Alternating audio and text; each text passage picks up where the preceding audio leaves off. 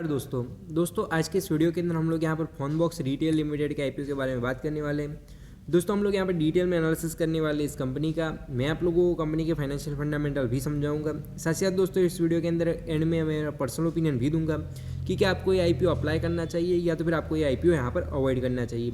और साथ ही साथ दोस्तों अगर आप लोग इस आईपीओ को अप्लाई करते हो तो आपको यहाँ पर कितना लिस्टिंग इन देखने को मिल सकता है, प्लस इस आईपीओ का यहाँ पर जीएमपी कितना है। दोस्तों ये सारी की सारी चीज़ें मैं आपको समझाऊंगा। तो चलिए दोस्तों बिना गए शुरू करते हैं आज के इस वीडियो को। तो सबसे पहले अगर हम लोग बात करें यहाँ पर कंपनी की और उनके बिजनेस मॉडल की, तो यहाँ पर जो फोनबॉक्स यहाँ पर कंपनी है, तो ये लोग जो है यहाँ पर अलग अलग कंपनीज जैसे कि यहाँ पर Vivo, Apple, Samsung, Oppo, Realme, Nokia, Redmi, Motorola, LG, Micromax, तो इस तरीके की ढेर सारी अलग अलग कंपनीज़ के यहाँ पर स्मार्टफोन्स जो होते हैं और दूसरी जो एसेसरीज होती है जैसे कि भाई लैपटॉप हो गया, कंप्यूटर हो गया या तो फिर दूसरी तीसरी चीज़ें हो गई, तो ये इस तरीके के इलेक्ट्रॉनिक प्रोडक्ट्स की यहाँ पर सेलिंग का बिजनेस करते हैं, जिसके अंदर कंपनी के पास में खुद की यहाँ पर दुकानें वगैरह हैं। और ये लोग जो है वो यहाँ पर कंपनी के पास से डायरेक्टली प्रोडक्ट्स खरीदते हैं।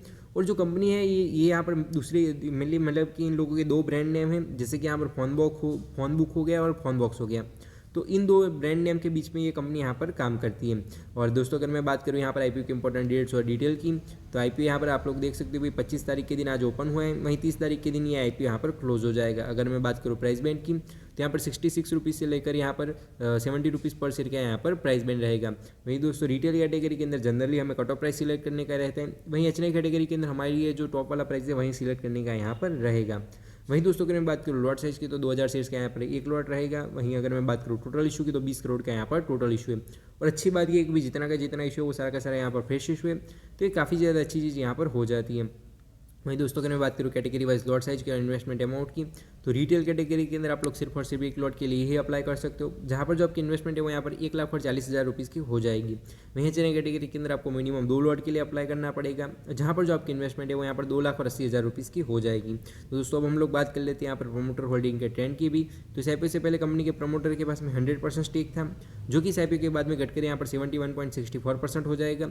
लेकिन मेरा ऐसा मानना है कि भाई आईपीओ के बावजूद भी कंपनी के प्रमोटर के पास में 71% जितना स्टेक रहेगा, तो एक अच्छी चीज़ यहाँ पर हो जाती है। तो दोस्तों अब हम लोग बात कर लेते हैं यहाँ पर कंपनी के फाइनेंशियल्स की। हमें पिछले 3 सालों का डेटा दिया गया है। अगर मैं बात करूँ एसेट की, 2021 के अंदर कंपनी के पास में कुछ 71 लाख के एसेट्स हैं, जो कि बढ़कर 2022 के अंदर यहाँ पर 21 करोड़ के हो गए। और आज की तारीख के अंदर कंपनी के पास में कुछ 43 करोड़ के यहाँ पर एसेट्स हैं।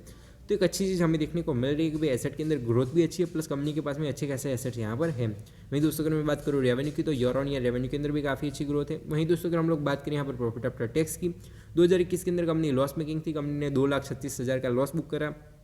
फिर 2022 के अंदर जाकर कंपनी प्रॉफिटेबल बनी, कंपनी ने 12 लाख का प्रॉफिट बुक करा। फिर 2023 के अंदर यहाँ पर कंपनी ने यहाँ पर 1 करोड़ और 60 लाख के करीब करीब यहाँ पर प्रॉफिट बुक करा है। तो एक अच्छी चीज़ हमें ये देखने को मिल रही है कि कंपनी लॉस मेकिंग में से प्रॉफिटेबल बनी, plus year on year profit की ग्रोथ भी अच्छी है। और मार्च के अंदर जैसे फाइनेंशियल ईयर खत्म हुआ, तो वहाँ से लेकर सितंबर के बीच के अंदर भी कंपनी ने यहाँ पर 1.5 करोड़ का प्रॉफिट बुक करा है। तो ये काफ़ी ज़्यादा अच्छी चीज़ हमें देखने को मिल रही है। वहीं दोस्तों अगर मैं बात करूँ नेटवर्थ रिजर्व्स एंड सरप्लस की, तो ईयर ऑन ईयर हमें इसके अंदर भी काफ़ी ज़्यादा अच्छी ग्रोथ देखने को मिल रही है। वहीं दोस्तों अगर हम लोग यहाँ पर कंपनी की बोराइंग को समझने की कोशिश करें, तो यहाँ पर 2021 का कोई भी डेटा नहीं है। 2022 के अंदर कंपनी के पास में कुछ यहाँ पर 5 करोड़ 84 लाख की बोराइंग थी, जो कि बढ़कर 2023 के अंदर यहाँ पर डबल हो गई, 10 करोड़ की बोराइंग हो गई।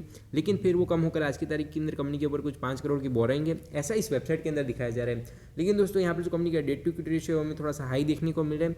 मैं आपको यहाँ पर की परफॉर्मेंस इंडिकेटर भी दिखा देता हूँ, तो आपको यहाँ पर पता चल जाएगा।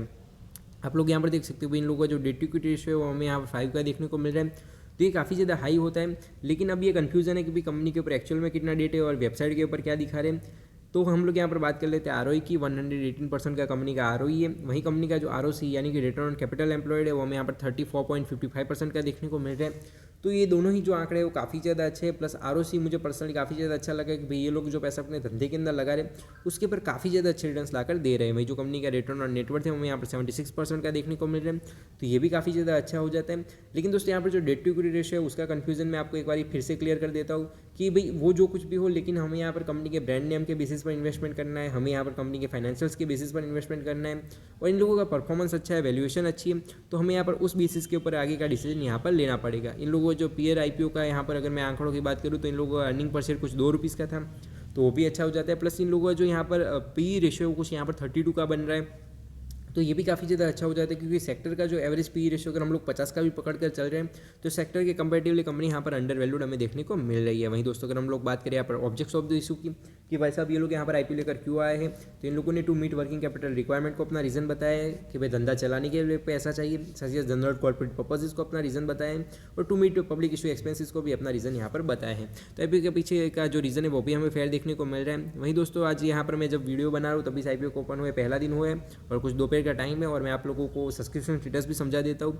क्यूआईबी कैटेगरी के अंदर 0 टाइम, एचएनआई कैटेगरी के अंदर 0.84 टाइम जितना ओवर सब्सक्राइब हुआ है, रिटेल कैटेगरी के अंदर आईपीओ 13.21 टाइम जितना ओवर सब्सक्राइब हुआ है, और टोटल जो आईपीओ वो 3.24 टाइम जितना यहाँ पर ओवर सब्सक्राइब हुए हैं।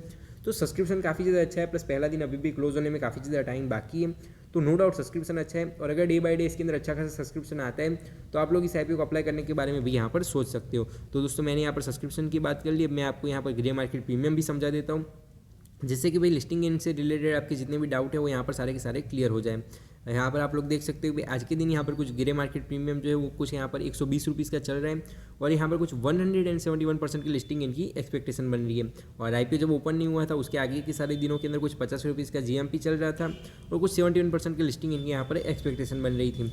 तो नो डाउट सब्सक्रिप्शन आया है कि यहाँ पर कुछ भी हो, लेकिन यहाँ पर जो ग्रे मार्केट प्रीमियम है वो काफ़ी ज़्यादा अच्छा है। एंड इनफैक्ट आईपीओ के ओपन होने के बाद में यहाँ पर ग्रे मार्केट के अंदर जो उसकी डिमांड है वो काफ़ी ज़्यादा अच्छी तरीके से इंक्रीज हुई है, तो एक अच्छी चीज़ हमें देखने को मिल रही है।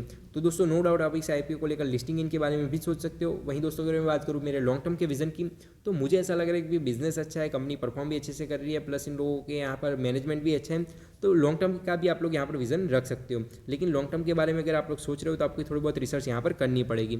वही लिस्टिंग इनके लिए फिर से मैं एक बार क्लियर कर देता हूँ, यहाँ पर अच्छे खासे लिस्टिंग इनकी एक्सपेक्टेशन बन रही है, आपको काफ़ी ज़्यादा अच्छे रिटर्न्स भी देखने को मिल सकते हैं, लेकिन आपको कोई भी जल्दबाजी यहाँ पर नहीं करनी है। हो सके तब तक लिस्टिंग इनके लिए आखिरी दिन पर ही आईपीओ को अप्लाई कीजिए, आखिरी दिन पर सब्सक्रिप्शन देखिए, लिस्टिंग इनकी एक्सपेक्टेशन देखिए, अगर सारी चीज़ें आपको सही लग रही है तो ही आप इस आईपीओ को अप्लाई करने के बारे में सोच सकते हो।